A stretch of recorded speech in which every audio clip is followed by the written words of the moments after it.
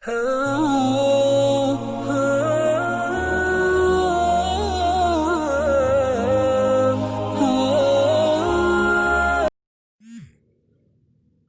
اللہ الرحمن الرحیم۔ سامعین کرام، السلام علیکم ورحمۃ اللہ وبرکاتہ۔ اگر راستہ درست ہو اور سفر کا آغاز کر دیا جائے تو رفتار جتنی مرضی سست ہو، بہرحال انسان ایک دن منزل پر پہنچ جاتا ہے۔ راستہ ٹھیک ہونا چاہیے اور سفر کا آغاز کر دینا چاہیے۔ سفر جتنا مرضی طویل ہو، منزل جتنی مرضی دور ہو، لیکن بہرحال انسان ایک دن منزل پر ضرور پہنچ جائے گا۔ اگر راستہ ہی درست نہیں ہے یا راستہ درست ہے لیکن سفر کا آغاز ہی نہیں کیا تو پھر ساری زندگی منزل پر نہیں پہنچ سکتا۔ بعض مرتبہ ہم راستے کا انتخاب ٹھیک نہیں کرتے، غلط راستہ چن لیا۔ غلط راستے پر انسان ساری زندگی بھی سفر کرتا رہے تو منزل نہیں آئے گی، سفر جتنا مرضی تیز رفتار ہو۔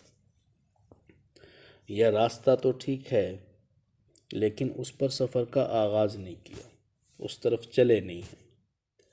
روز سوچتے ہیں گناہوں کو چھوڑیں گے، آخرت کو بہتر بنائیں گے،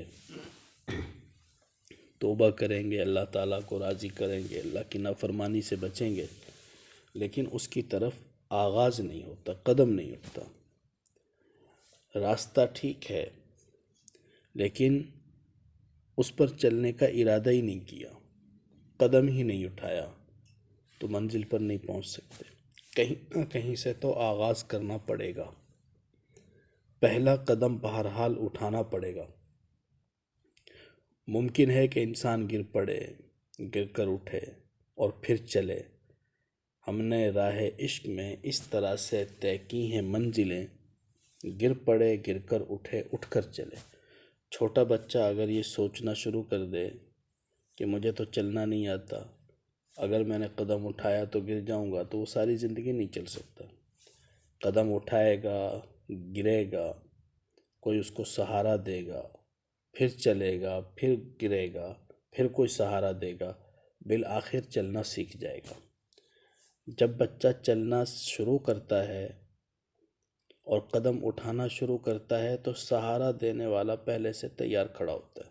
وہ ماں ہو یا باپ ہو یا کوئی اور گھر کا فرد ہو، بچے کے قدم اٹھانے سے پہلے اس کو سہارا دینے والا کھڑا ہوتا ہے، کہیں گر نہ جائے۔ اسی طرح اگر انسان اللہ کے راستے کی طرف سفر کرنا شروع کرتا ہے، پہلا قدم اٹھانے کی کوشش کرتا ہے، تو اللہ تعالیٰ کی رحمت پہلے سے بازو پھیلائے کھڑی ہوتی ہے، کہیں یہ بندہ گر نہ جائے۔ گرنے لگتا ہے تو اللہ تعالیٰ کی رحمت اسے تھام لیتی ہے۔